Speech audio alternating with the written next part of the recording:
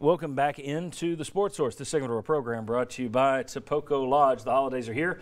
Nobody does them up right like the Topoco Lodge. The great rooms, suites, cabins, well, they get all the Christmas decor touch. It's a terrific weekend, weeknight, overnight, or day trip for you and your family over the next few weeks. Topoco.com to learn more. All right, back with my VFLs. We've got Sterling Hinton, Will Overstreet, Brian Randolph. All right.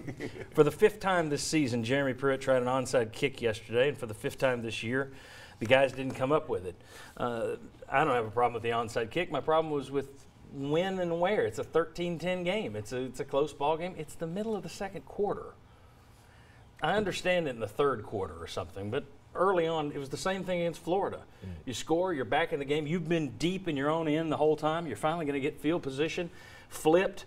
You try an onside kick. And on both those cases, Florida and Missouri, when you try it early in the game, the team just goes right down the field and scores on you. I'm not one with the onside kicks, and I don't quite understand sometimes, like last week in the Kentucky game, you call timeout to make sure you get the ball back so you can then run it out. You don't want to throw. And you weren't going to do the Hail Mary until Ty Chandler broke a run.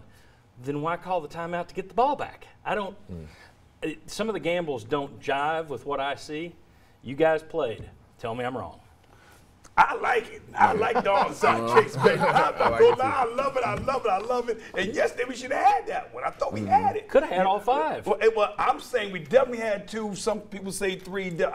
Yesterday definitely for sure. But I like it. It's just a formation. It's a playing football, and coach made the call. And they've both could have been advantageous to us. I thought we had yesterday's. I'm just saying. I thought we had it. And I'm glad you mentioned the two games, Florida and Missouri, because clearly, even though the score was close when they did that, if you're watching that game up front on the lines, you're going, we are getting whipped, and it is just a matter of time before they start piling up the points.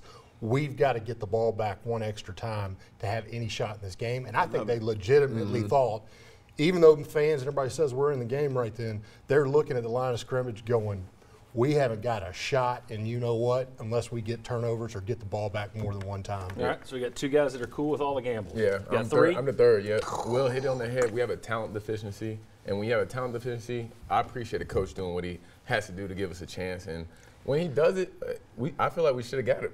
I don't have a problem with taking chances when you're the underdog.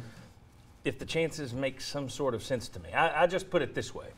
There are guys who go to Vegas and they play blackjack and they bet based on the percentages. They're not counting cards, but they know what the percentages are. There are other guys who go in there and say, woo, Vegas, and they bet with their gut. Right now, I think Pruitt's kind of going with his gut a little bit, I don't think rather than playing the percentages. I don't think it was his gut because, like I said, I think he saw the tape and it said, one, they had identified this is what these guys do. There's a play there. Two, when they went out there, and even though the score was close, they said, we're getting beat by 25 if we don't get the ball back a couple of times. I think that's what they legitimately lined up and said. When they watched that game, I think against a Kentucky, they would think about it a little bit differently of getting an onside kick because we've got the upper hand.